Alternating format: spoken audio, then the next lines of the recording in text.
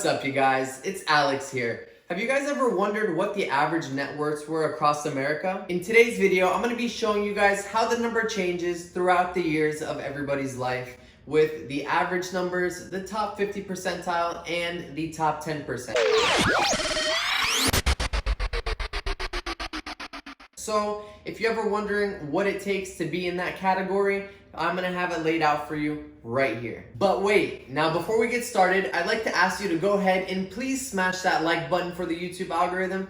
Helps my video out a whole bunch and lets me know I'm doing a good job. In this channel, I talk about finance, passive income, real estate, and some ways that you can go ahead and gain an edge on your financial future. So if you're interested in that, please be sure to subscribe and turn on the notification bell. Lets you know when all of my future uploads are posted. And without further ado, it's time to get into the video. So, as everybody knows, the journey to building wealth is an extremely personal one that not many people like to be open about, except for me. I think it's really important to share that information out with the world so that others can use it as a resource and a tool. Maybe they want to work towards what you have, or maybe you want to work towards something that someone else has, and you wouldn't exactly know how to do it if everyone was extremely reserved. And so that's why I'm not at all when it comes to my personal finances and the things that I do to make money. I really think it's helpful to know where you stand when it comes to others, even though you shouldn't be competing with anybody. But it's a good basis to know what more you can do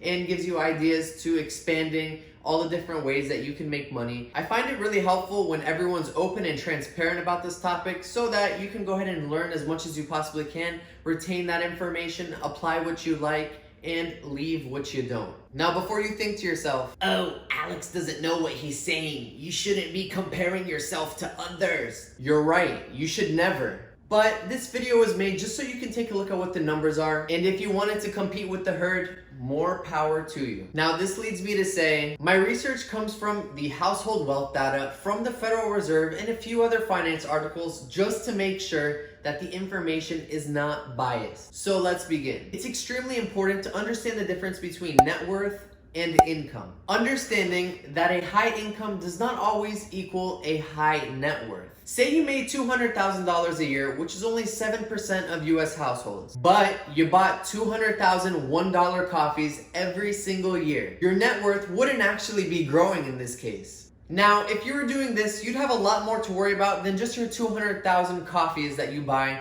but you'd be forking over tons of money in taxes by the end of that all. So to clarify, net worth is what you're left over with after subtracting all of your liabilities and debts from the value of what you own, while income is what you earn on an annual basis. For all age brackets, if you guys want a higher net worth, make sure to go ahead and smash that like button, and I'm sure it'll help you out some way or the other. Now, if you're between the ages of 18 and 25 years old, the net worth that you would need to be in the top 50% is about $4,000. And to be in the top 10%, you'd need about $65,510 to compete in the top 10 percentile. You gotta give us a little bit of time to go ahead and build our nest eggs so that we can go ahead and one day flourish. But say you were between the ages of 26 and 30 years old, if you wanted to be considered in the top 50 percentile, you'd need about $12,000. While the top 10% sits at $142,710. Now, I'm really beginning to enjoy the momentum here because obviously, as you can see, as the numbers and age go up, you're seeing that people are being more conservative and financially aware,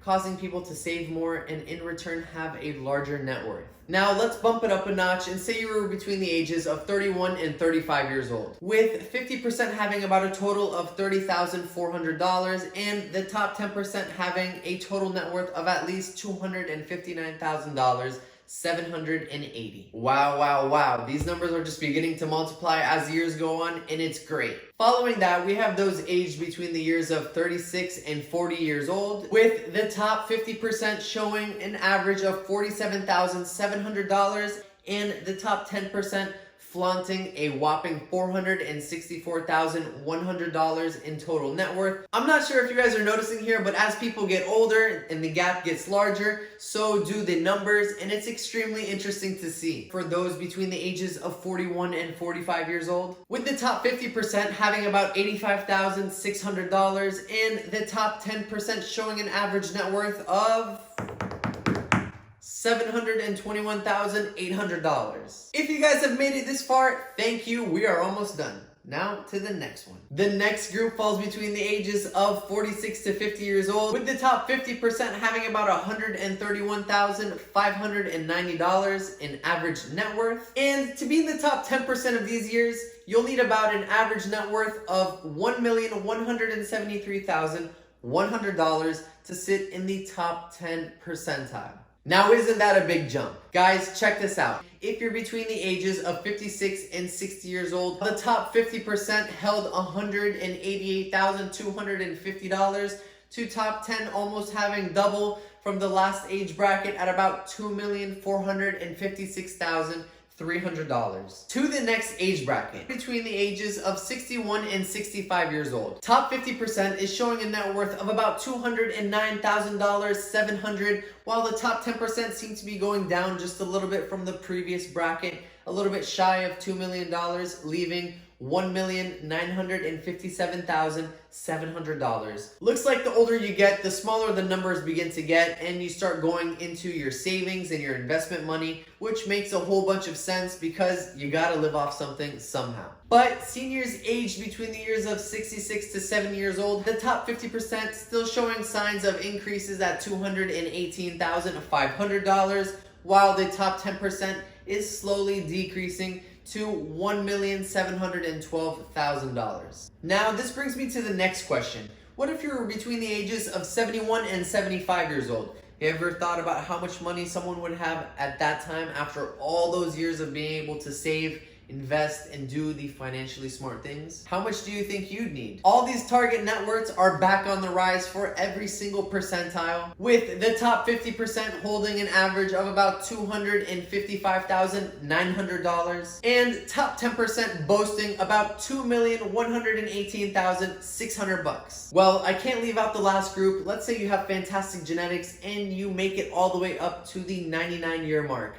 This section is going to be the one that closes it off for all the age brackets, and it's for the years of people aged between 76 and 99 years old. Top 50% is showing an average of about $259,300, while the top 10% reflects a total net worth of about $2,079,069. Still on a slow increase for the top 50% and a small decrease for the top 10%. Now, these were all super impressive numbers. It's really cool to me to see how the average holdings begin to rise and decline as you go up in age. And of course, if you ever wanted to know what category you fit into, or you want to work towards becoming one of those percentiles that we were talking about, whether you want to stick around with the average for the age, you want to be in the top 50 percentile, in the top 10%, or even if you wanted to be in the number 1 percentile, you can do it. All you have to do is put your mind to it and stay focused. And that leads me to say, this is going to be the end of today's video. If you enjoyed it and you enjoy my finance talks, please be sure to subscribe and drop a like, and we'll be seeing you guys on the next one. Peace.